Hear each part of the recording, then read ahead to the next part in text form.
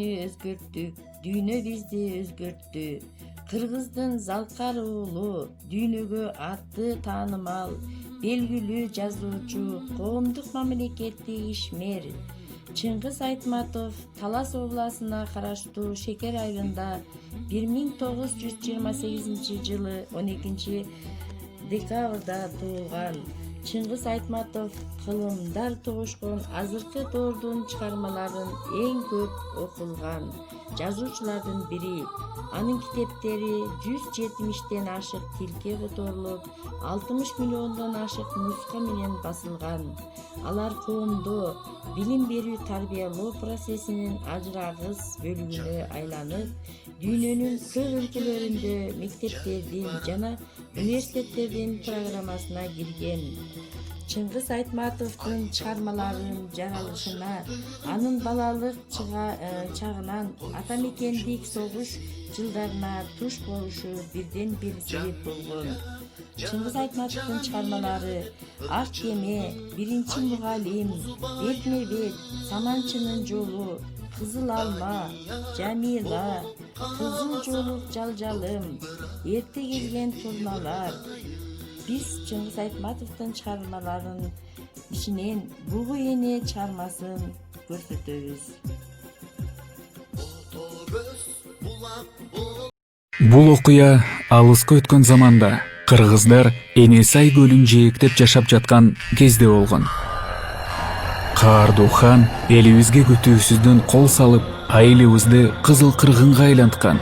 Бир бала менен кыз гана аман калган. Каардуу хан аксак кемпирге кыргыздын акыркы уулдарын өлтүрүүнү буйруйт. Кемпир бала менен кызды Аскалуу көлдүн жээгине алып барып ыргытайын дегенде, артынан бир үндү угат. Балдарды кое бер, аларды мага бер. Ал бугу эне эле. Анын тостойгон көздөрү кайгылуу жана капалуу болуп, балдарга боор оруп карап турат. Бугу өзү аппак периштедей нурданып келет. Мүйүзү кооз болуп, чачыраңкы чынар теректин бутактарындай. Кемпир каршы чыга албай, балдарды бугу энеге берет. Балдарды ээрчитип, бугу эне узак жол жүрдү.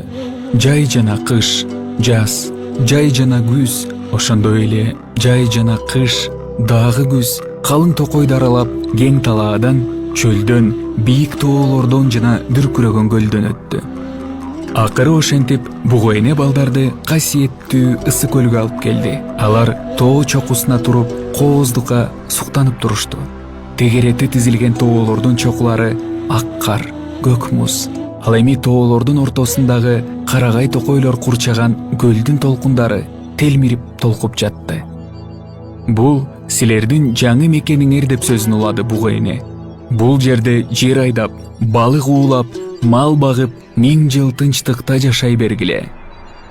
Убакыт зымырык куштай тез өтүп, бала билеги күчтүү жигит болду. Ал эми кыз аял жашына жетти. Алар эрде аял болуп үйлөнүштү.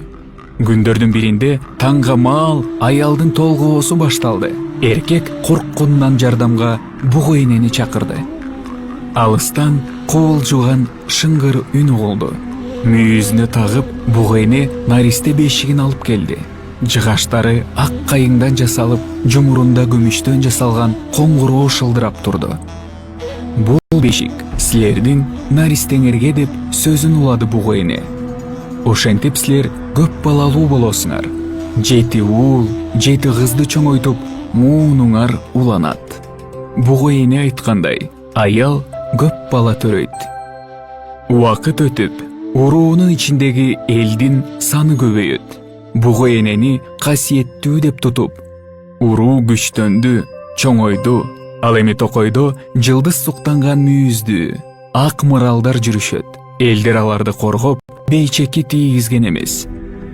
Атак даңктуу бир бай адам бул дүйнө менен кош айтышканча мына ошондой болгон. Маркумдун балдары атасынын ашына 1000 бооз үй тигишип, дүйнөнүн булуң бурчунан атак даңктуу адамдарды чакырып, сансыз малдар союлган. Чанач кымыздар ичилип, канча деген устукандар тартылган. Байдын балдары көөдөндөрүн көтөрүп асышып, бай артына колу ачык, бакубат уулдарын таштаганын эл билсин дегендей мактаныңкы жүрүштү. Атаандашкан байдын балдары башкалардан өзгөчө болгулары келип, башкалардан мансаптары менен атаандашып турушту. Ошентип, алар атасынын мүрзөөсүнүн үстүнө ак маралдын мүйүзүн орнотууну чечишти. Айтылды, аткарылды. Мергенчилерди жиберип, алар маралды өлтүрүп, мүйүзүн чаап келишти. Аксакалдар нааразы болушту. Кайсы укук менен маралды өлтүрдүңөр? Бугу энебиздин тукумуна кол көтөрүп, кимдин колу да апарды? Бабалар мурасы менен маралдарды барктап, урматташыбыз керек. Байдын уулдары аларга жооп кайтарды. Ал марал бизге тиешелүү жерде өлтүрүлдү. Биздин карамактагы жерде сойлоп, басып, учуп жүргөн чымындан баштап төөгө чейинки жаныбарлар биздики болуп саналат. Өзүбүздүн жердеги мүлктү эмне кылышыбызды өзүбүз билебиз. Байлык текеберликти жаратып, текеберлик акылсыздыкка алып бараарын алар билишкен жок. Кол астындагы кызматчылар аксакалдарды камчы менен сабап, аттарына тескери отургузуп, шылдың менен айылдан узатышты. Баары ушундан башталды. Оор кыйынчылыктар, бактысыздык бугу эненин тукумдарын каптады. Дээрлик ар бир адам маралдарга мергенге чыга баштады. Ар бири аталарынын мүрзөлөрүнө марал мүйүзүн орнотууну милдет катары тутуп келишти. Мындай көрүнүш жакшы көрүнүш катары кабыл алынып, ал эми марал мүйүзүн таба албагандар начар адам катары карала баштады. Бугу эне эмне болду? Ал адамдарга катуу таарынып калды. Маралдарга жашоо кыйын болуп калганда, мүйүздүү бугу эне бийик чокуга чыгып, ысык көл менен коштошуп, акыркы тукумдарын ээрчитип, улуу ашууну ашып, башка тоолорго көчүп кеткен деп айтылат. Ал эми бугу эне кетип баратып, кайра кайтып келбесин айткан экен. Миңдеген адамдардын арасында да сен жалгызсың. Жалгыз өзүң калганда да жалгызсың. Тил улутун кубанса кубанычы, кайгырса кайгысы менен акыл эси, тилсиз улут болбойт. Кыргыз Республикасынын президентинин жарлыгы менен 2008 жылы Чыңгыз Айтматов жылы деп жарыяланган.